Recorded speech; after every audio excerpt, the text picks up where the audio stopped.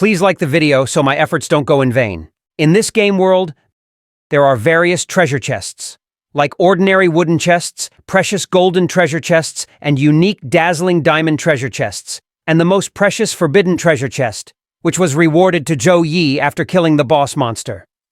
When Zhou Yi opened the treasure chest, he obtained the Damocles sword. The screen then displayed the details of the sword, revealing its formidable capabilities. Thrown weapon. After the weapon is thrown, it will cause 400% physical damage and 300% lightning attribute damage to all creatures within a 30-meter radius of the target. Reading this, Zhou Yi's eyes lit up with excitement, and a soft laugh escaped his lips, thinking that he had become a mobile nuclear bomb. In the subsequent scene, at his apartment building, a figure approaches the door, knocking gently before inquiring, "Excuse me, is this where Zhou Yi resides? I'm a friend of his."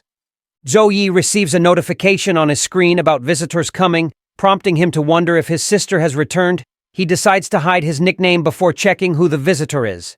He then responds to the knock on the door by asking, "Who is it?" and indicating that he's coming. Zhou Yi opened the door and asked the man who was knocking, "Who are you?" Without introducing himself, he started promoting his church, saying, "We believe in the great Lord of the End, who has the power to lead us in the remaking of the world. He is the beginning of everything. The awakening of your rare profession is because of the guidance of our Lord." And then asking directly, "So please, join us."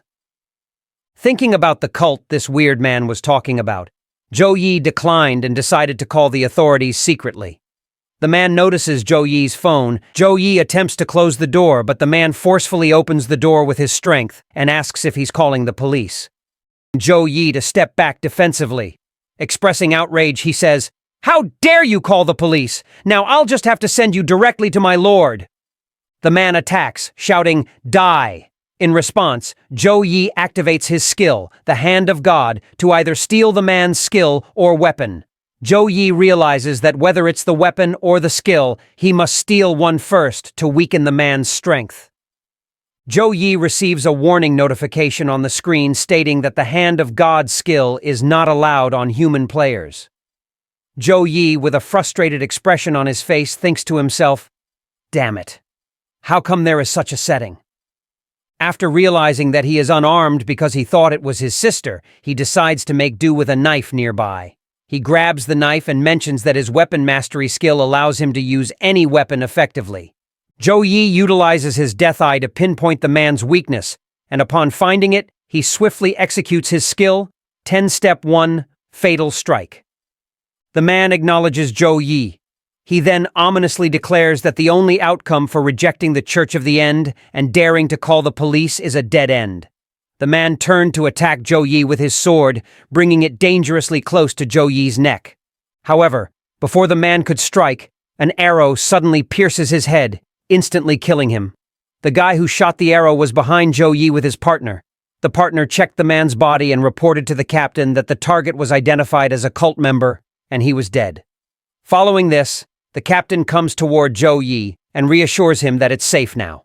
"Let's get out of here, clean up the scene, and close the line." 30 minutes later, the captain explained to Zhou Yi in the car that the guy who attacked you was from a cult organization that emerged after the Dawn game. They specialize in killing professional players for fun, and once they've set their sights on a certain target, they won't let them go easily. You're still very weak now, so if it happens again, please contact us immediately. The captain dropped Zhou Yi off at his building, and Zhou Yi thanked him for coming in time. Afterward, Zhou Yi's sister rushes toward him upon spotting law enforcement vehicles, asking him why the law enforcement came. Was he bullied by someone? He replies, "It's okay. It was just a routine inquiry from a passing law enforcement officer." He asks his sister to go home first.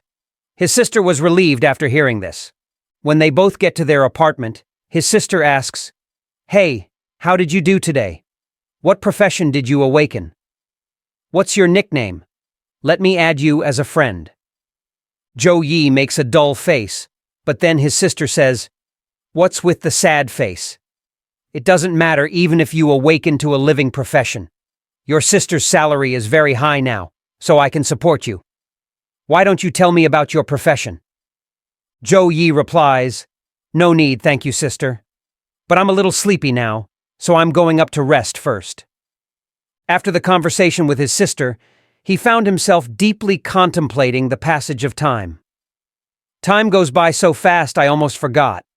18 years ago, I was an abandoned orphan when I came here. I remember being adopted by his sister's family, and when her parents introduced me to her, she was so happy to have me as a brother. She said she would always protect me. But later, my adoptive parents passed away unexpectedly.